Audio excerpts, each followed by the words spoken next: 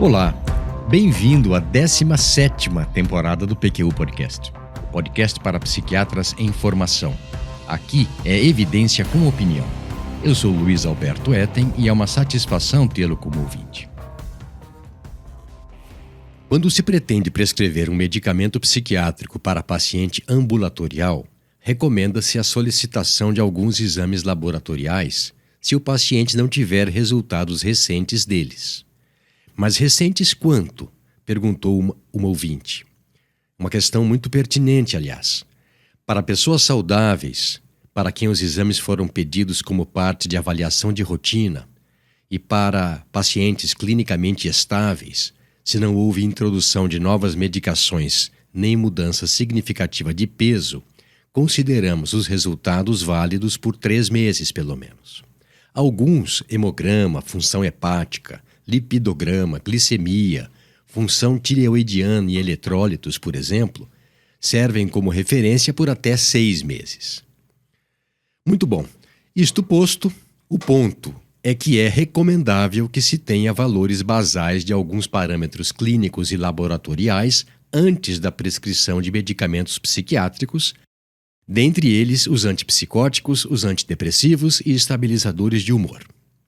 Esses exames serão úteis na identificação de contraindicações, na antecipação de efeitos colaterais previsíveis e na detecção de comorbidades que alteram a farmacocinética.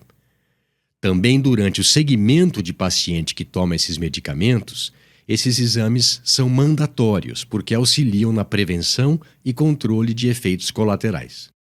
O PQU Podcast, na sua 17ª edição, é uma iniciativa independente cujo objetivo original vem sendo dedicadamente perpetuado: divulgar informações, evidências e opiniões que possam ser de interesse e utilidade prática para o psiquiatra em formação.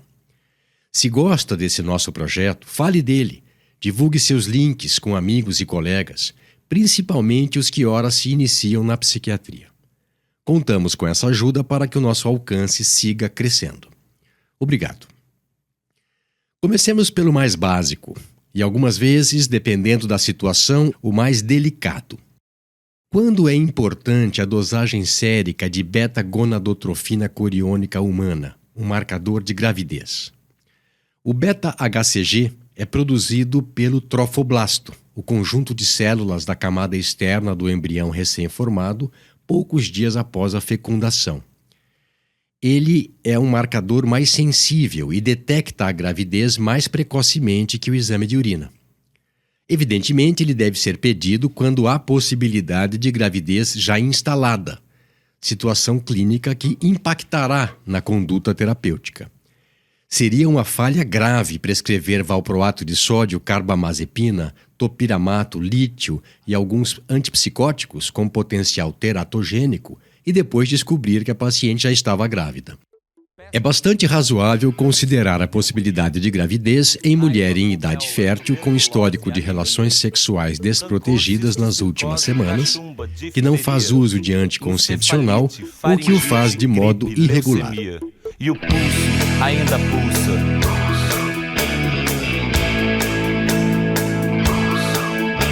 O pulso ainda pulsa.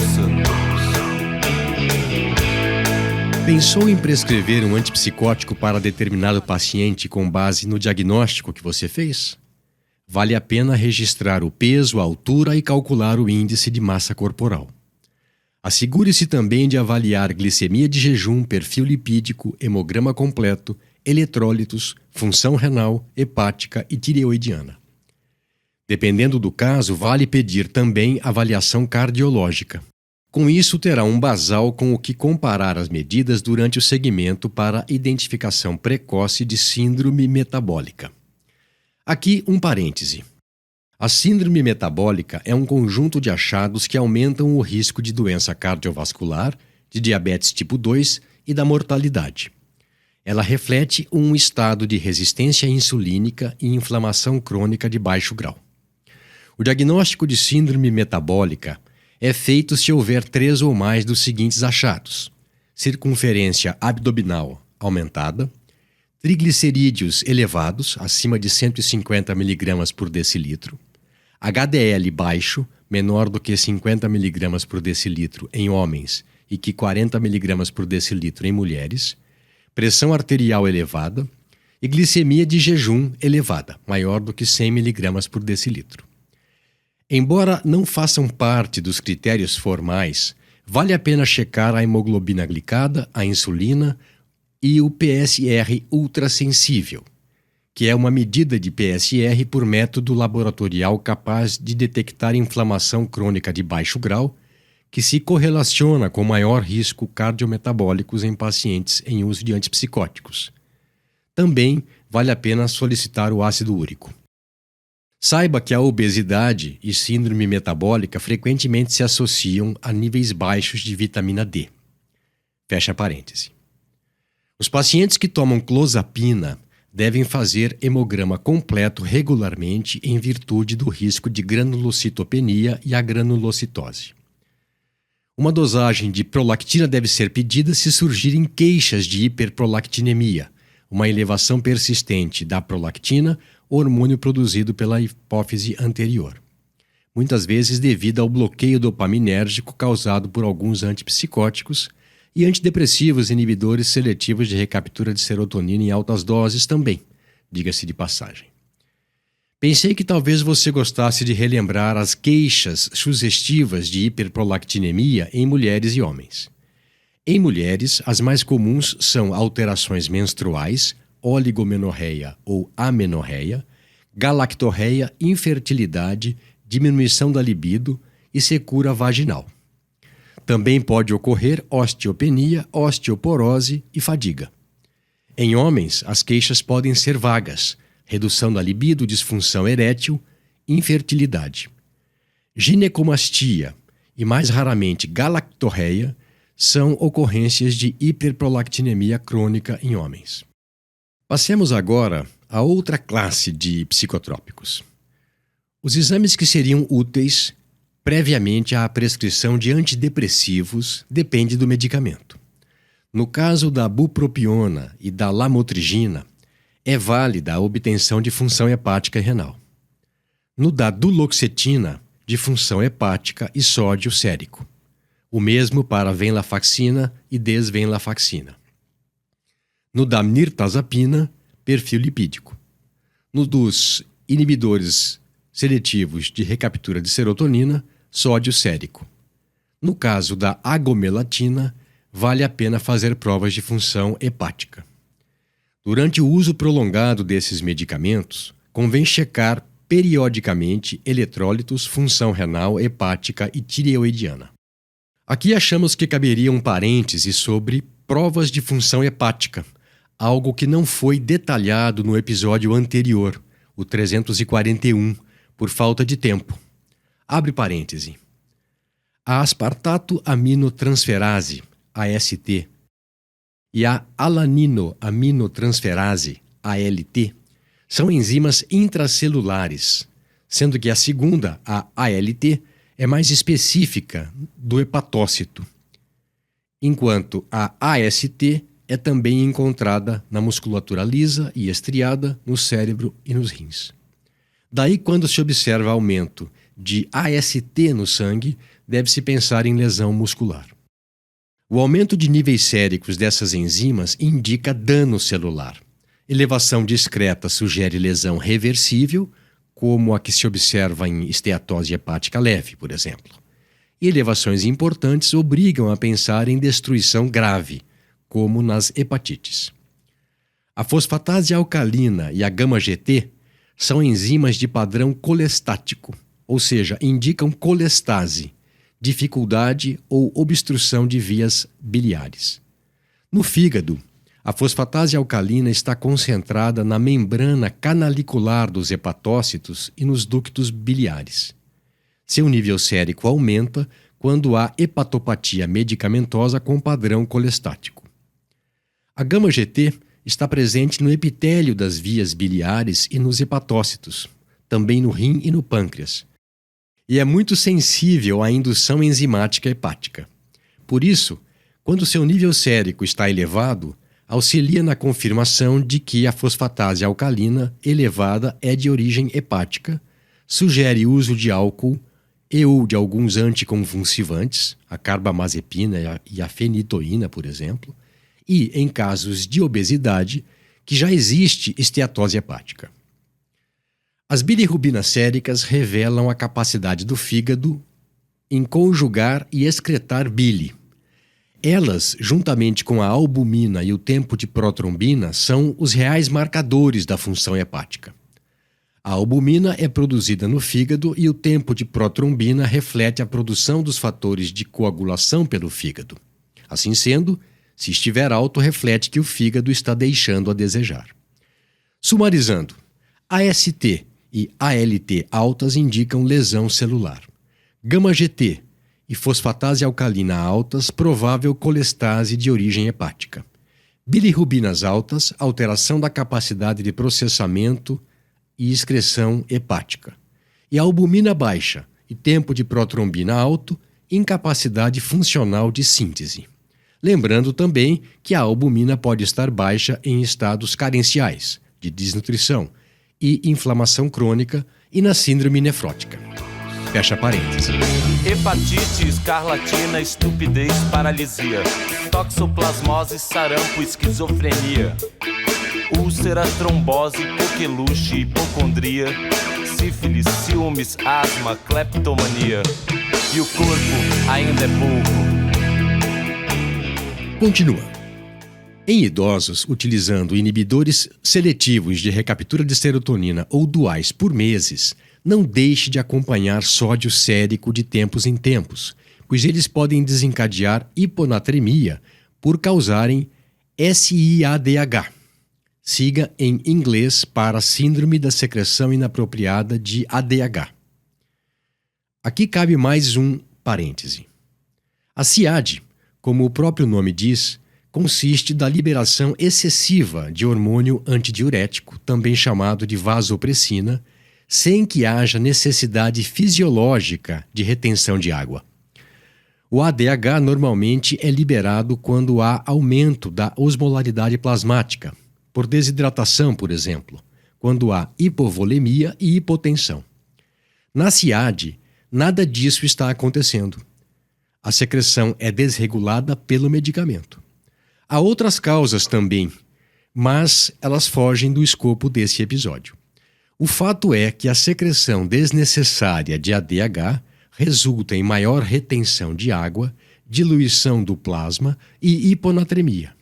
Entenda, então, que o problema não se deve à falta de sódio, mas sim ao excesso relativo de água.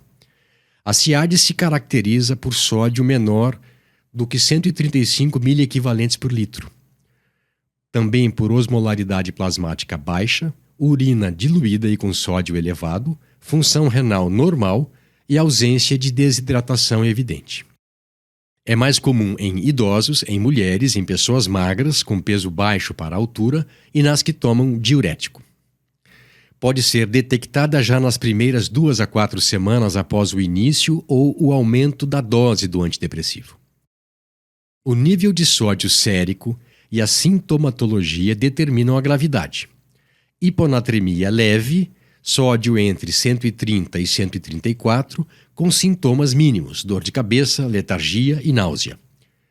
Hiponatremia moderada, sódio entre 125 e 129 e queixas de confusão leve, fadiga e náusea.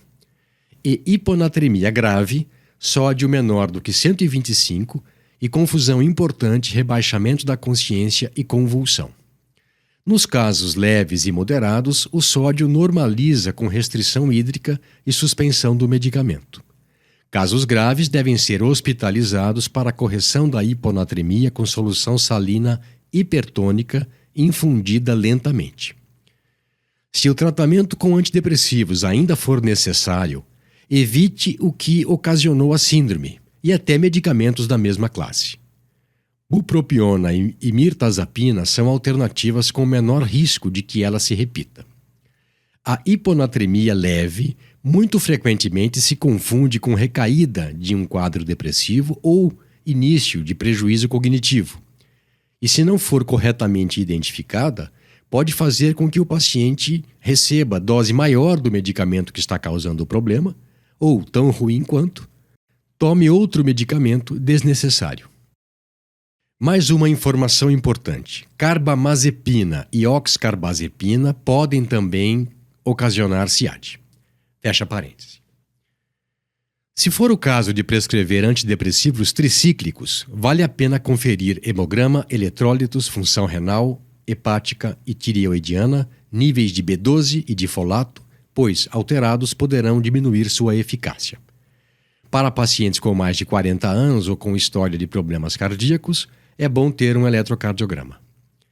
Também, quando do uso continuado dessa classe de medicamentos, vale fazer screening para a síndrome metabólica uma vez ao ano.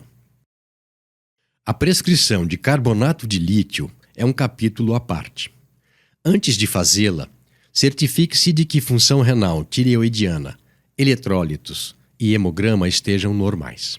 Em caso de dúvida, peça teste de gravidez antes de prescrever esse medicamento. Considere também pedir glicemia, perfil lipídico e anote peso, IMC e circunferência abdominal. Durante o segmento, peça litemia periodicamente, provas de função renal e tireoidiana a cada 3 meses nos primeiros 6 meses de uso e depois pelo menos uma vez ao ano. Isso porque, como eu descrevi no episódio 336 do PQU Podcast, o uso crônico de lítio pode causar bócio, hipotireoidismo e insuficiência renal.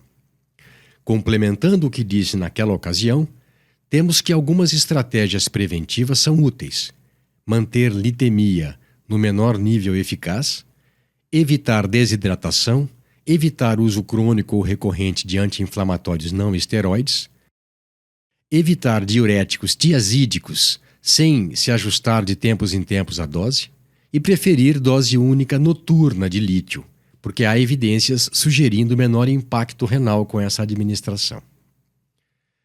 Antes de prescrever valproato de sódio, cheque hemograma completo, testes de função hepática e tireoidiana. Tanto para ele quanto para o lítio, vale a pena fazer o screening para a síndrome metabólica, glicemia de jejum e perfil lipídico durante o segmento. Antes e durante tratamento com carbamazepina, assegure-se de pedir hemograma, sódio sérico e provas de função hepática. Já caminhando para o final desse episódio, eu gostaria que levasse dele que medicamentos não atuam no vácuo, mas sim em organismos complexos. Prescrevê-los, psicotrópicos no nosso caso, exige não só conhecimento do conjunto mente-cérebro, mas também do corpo e do metabolismo como um todo. No caso específico dos que discutimos, pode-se dizer que vale a prática psiquiátrica metabolicamente informada, que não visa apenas aliviar sintomas, e sim tratar levando em conta o organismo como um todo e monitorando longitudinalmente os efeitos do tratamento sobre o corpo e vice-versa. Os exames durante o segmento do paciente contribuem para uma farmacoterapia mais consciente e responsável. Um abraço e até a próxima.